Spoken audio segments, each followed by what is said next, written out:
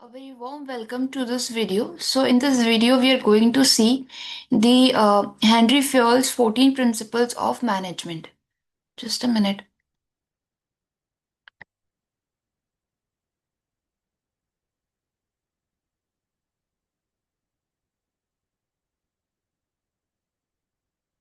सो Henry Fayol कौन थे? Henry Fayol एक फ्रेंच माइनिंग इंजीनियर थे जिन्होंने ये 14 प्रिंसिपल्स दिए थे।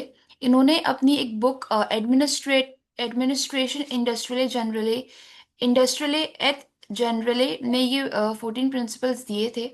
These principles provide a framework for efficient organisational administration.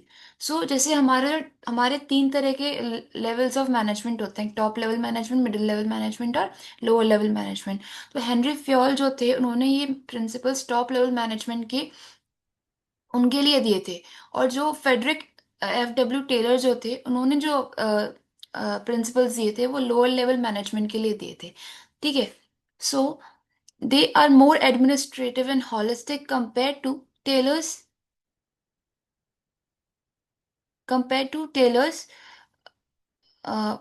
Task focus scientific management. ठीक है। फर्स्ट जो आता है वो डिवीजन ऑफ वर्क है। So what is the meaning of division of work? जैसे एक ऑर्गेनाइजेशन होती है तो उस ऑर्गेनाइजेशन में मार्केटिंग का काम भी है, सेल्स का काम भी है, उसमें एचआर का काम भी है और उसमें ऑपरेशंस का काम भी है।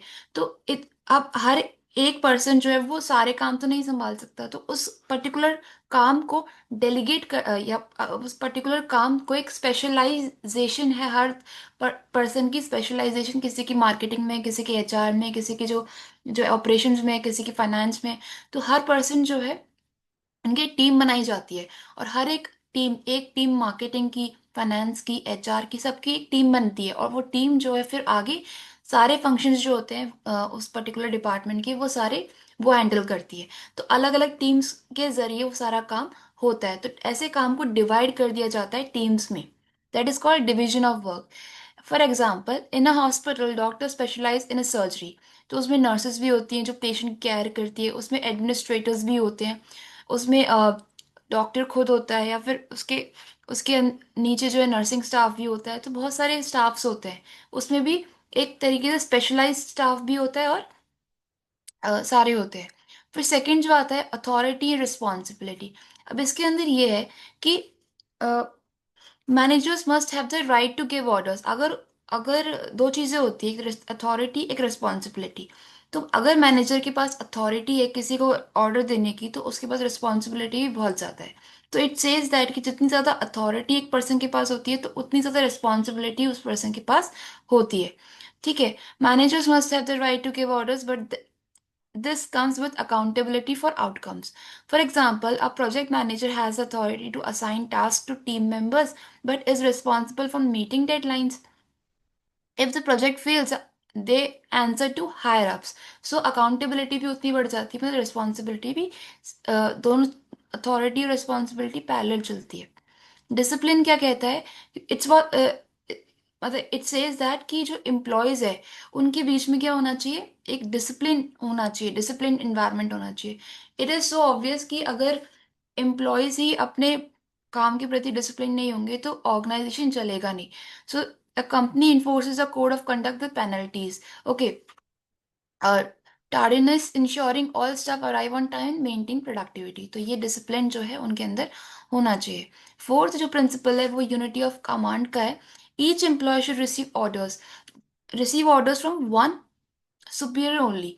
अब ऐसा एक ऑर्गेनाइजेशन है, मान लो, जिसके अंदर एक पर्टिकुलर स्टाफ के ऊपर चार बॉस हैं एंड चार बॉस अपने अपने ऑर्डर्स दे रहे हैं। So it's very difficult for a staff to handle every order, and it's very difficult to being accountable for all four heads. तो ये बहुत ज़्यादा मुश्किल हो जाएगा। राइट। तो यूनिटी ऑफ कमांड भी होना चाहिए। In a military unit soldiers report to a single sergeant single sergeant, preventing conflicting instructions that could lead to operational errors. Next आता है यूनिटी ऑफ डायरेक्शन। सो एक ऑर्गेनाइजेशन में एक गोल होना चाहिए और उसी गोल के टुवर्ड्स हर एक एम्प्लॉय उसी गोल के टुवर्ड्स जो है वो वर्क करना चाहिए। अगर गोल ही डिफरेंट डिफरेंट हो गए, या फिर गोल में अगर कोई एक यूनिफॉर्मिटी नहीं है, तो कहीं ना कहीं ऑर्गेनाइजेशन लैग करेगी कहीं ना कहीं, है ना।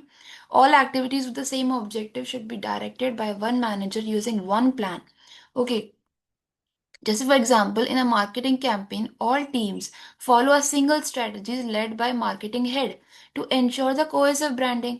तो this is what the unity of direction, subordination of individual interest to general interest. So ये कहा गया है कि जैसे इंडिविजुअल जो है उसके खुद की भी ग्रोथ है और एक ऑर्गेनाइजेशन की ग्रोथ है, बट एक इंडिविजुअल जो है सबसे पर्सनल इंटरेस्ट को फुलफिल करने से पहले ऑर्गेनाइजेशन के इंटरेस्ट को फुलफिल करे। अगर उसका माइंडसेट और पर्सपेक्टिव है तो ऑर्गेनाइजेशन ग्रो करेगा, right. Organization's goal should take precedence over personal interest. Example, an employee might want to work remotely full time, but if the team needs in person collaboration for a key project, they prioritize the company's needs. Seventh आता है रेनमरेशन। सो अगर employees अगर organisation के प्रति काम कर रहे हैं, they should be remunerated for the particular work what they do. Sales team receives base pay plus commission based on performance, encouraging higher sales and job satisfaction. So अगर वो काम कर रहे हैं, they should be paid the consideration for it. और जैसे इसका example दिया गया है कि कोई सेल्स टीम है, उसे बेस पे मिल रहा है और कमीशन भी मिल रहा है उसकी परफॉर्मेंस पे, की हुई परफॉर्मेंस पे। सेंट्रलाइजेशन क्या कहते, सेंट्रलाइजेशन एक अनदर प्रिंसिपल है। इसमें क्या है कि इसमें दो चीजें होती है, एक तो सेंट्रलाइजेशन होता है, डिसेंट्रलाइजेशन होता है। तो ये ऑर्गेनाइजेशन टू ऑर्गेनाइजेशन डिपेंड करता है कि वो कौन सी अप्रोच फॉलो कर रहा है, सेंट्रलाइजेशन या डिसेंट्रलाइजेशन। जैसे सेंट्रलाइजेशन मीन्स कि जो अथॉरिटी जो है वो एक ही पर्सन के पास है, तो सेंट्रलाइजेशन है। और उस पर्सन के परमिशन के बिना आप कोई और काम नहीं कर सकते, दैट इज कॉल्ड सेंट्रलाइजेशन। जब पावर और अथॉरिटी एक ही पर्सन के पास हो। डिसेंट्रलाइजेशन मतलब होता है कि उस पावर को और अथॉरिटी को डिफरेंट डिफरेंट पर्सन को आपने डेलीगेट कर दिया, पावर्स को, दैट इज कॉल्ड डिसेंट्रलाइजेशन। ठीक है। तो ये ऑर्गेनाइजेशन टू ऑर्गेनाइजेशन क्या करता है, वेरी करता है। Just for example, large corporation like McDonald's menu decisions are centralized at headquarters. ठीक है, हेडक्वार्टर्स अगर होते हैं वहां पे जहाँ पावर्स क्या होती है, सेंट्रलाइज्ड होती है। वही लोकल स्टोर्स मैनेजर्स में क्या होती है, हैंडल डेली स्टाफिंग। सो इस तरीके से पावर्स, कहीं कहीं पे पावर्स क्या होती है, सेंट्रलाइज होती है, कहीं पे पावर्स डिसेंट्रलाइज होती है।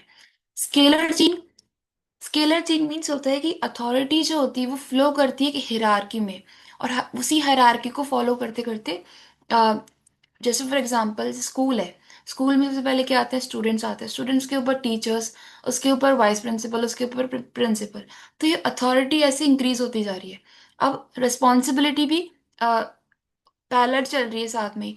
तो स्केलर चेन मीन्स अथॉरिटी जो होती है फ्लो करती है एक हायरार्की में।